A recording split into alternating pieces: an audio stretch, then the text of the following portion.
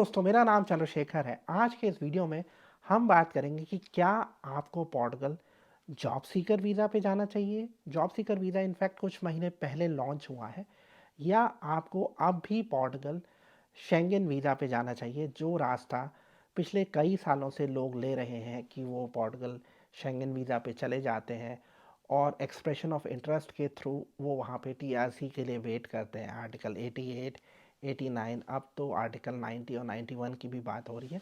तो आज के इस वीडियो में मैं कंपेयर करने वाला हूँ कि क्या आपको पोर्टुगल जॉब सीकर वीज़ा पे जाना चाहिए, खासकर जब आपका मेन एम पोर्टुगल जाके जॉब करने का है, या आपको अभी भी पुराना वाला ये जो टूरिस्ट वीज़ा वाला रूट है वो लेना चाहिए।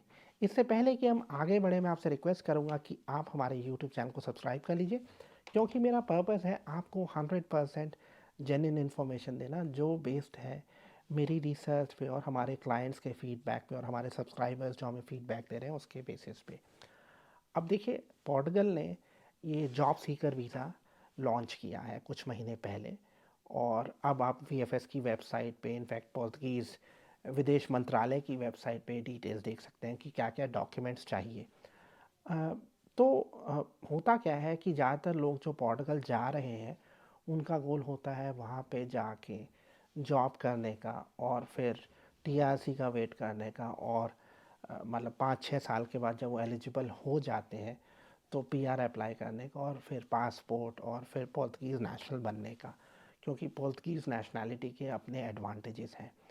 अब इनफैक्ट जॉब सीकर वीज़ा आने के बाद मैं ये एडवाइस करूँगा कि आप अगर एलिजिबल हैं तो आपको जॉब सीकर वीज़ा पे ही जाना चाहिए, क्योंकि जॉब सीकर वीज़ा के एडवांटेजेस हैं।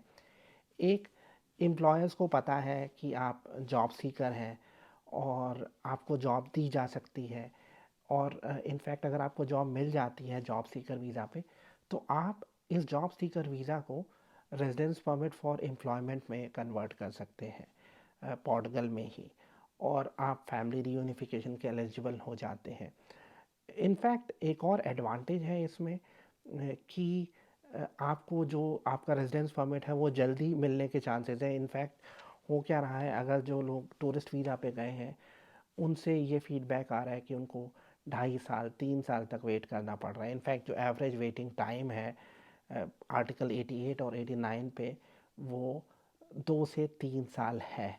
आर्टिकल 90 और 91 की भी कुछ लोग बात कर रहे हैं, लेकिन अभी बहुत जल्दी होगी, उस बारे में मैं कुछ प्रिसाइजली नहीं बोल सकता हूँ।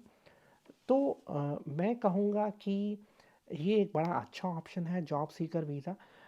इनफैक्ट डॉक्यूमेंट रिक्वायरमेंट भी कम है अगर आप वेबसाइट पे जाएंगे, लेकिन इसका मतलब ये नहीं है कि, इनफैक्ट अगर हम दोनों वीज़ाज़ को देखते हैं, पोर्टुगल के जॉब सीकर वीज़ा को और शेंगेन टूरिस्ट वीज़ा को, तो थोड़ी सी हैरानी होगी।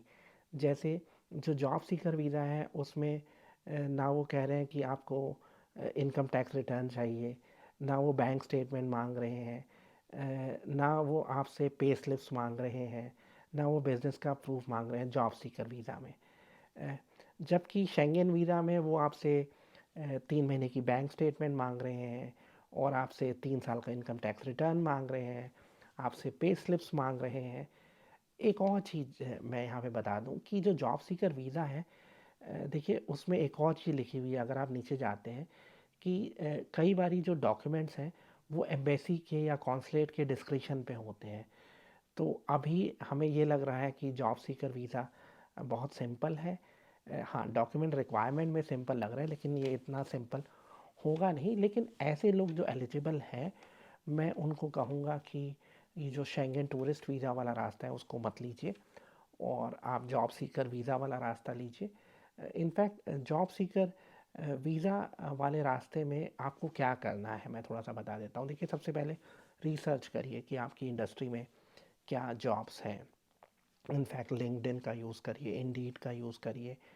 अगर आपकी कंपनी का ऑफिस ऑलरेडी पोर्टुगल में है तो वो थोड़ा सा एक्सप्लोर करिए।